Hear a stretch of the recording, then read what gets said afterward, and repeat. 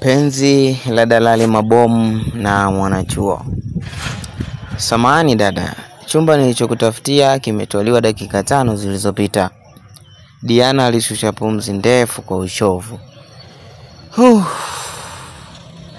Kiukweli kaka yangu, nimechoka. Nimezunguka tangu asubuhi kaka. Dalali yule alimtazama kwa huruma. Usijali, kuna jamaa mmoja anaitwa Dalali Mabomu. Mtaani wanamjua kwa jina hilo, lakini jina lake kamili ni Oswald. Hiyo hawezi kukosa. Magomeni hii yote ni yake. Ngoja nimtafute. Akamwandikia namba na kumwambia ampigie sasa hivi. Diana alipiga simu na sauti ya kiume iliyojaa kujiamini ikapokea. Dalali Mabomu speaking. Unataka chumba Magomeni? Karibu sana. Ikionyesha ya kuwa alipigiwa simu ya kazi.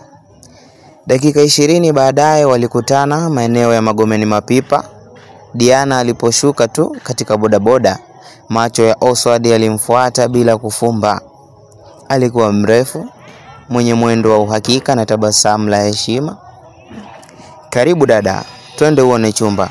Natumaini hutokata tamaa, alisema Oswald akifungua geti la nyumba ndogo ya vyumba 3 vya kupanga.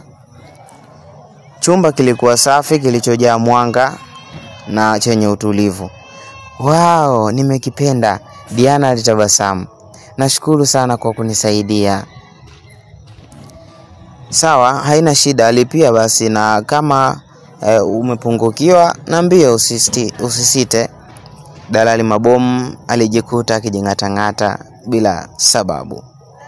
Siku zikapita, wiki zikatembea. Oswald alianza kumtembelea mara kwa mara. Nilitaka kujua kama maji hayakatiki. Leo umepika nini? Niruhusu nijue chakula cha mwanachuo basi.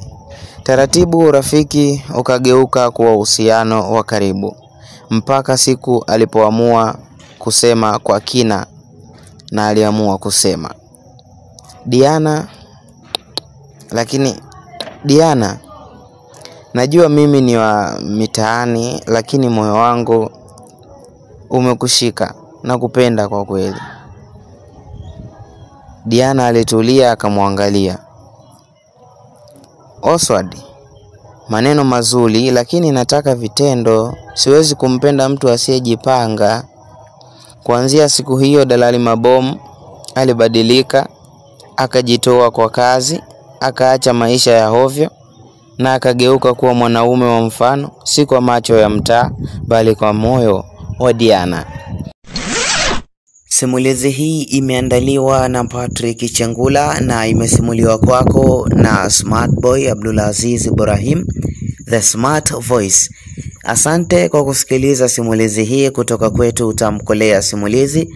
Hivyo basi, usiache kusubscribe, kulike, kucomment na kushare na rafiki zako wapate uhondo wa simulizi mbalimbali kutoka Utamkolea Simulizi.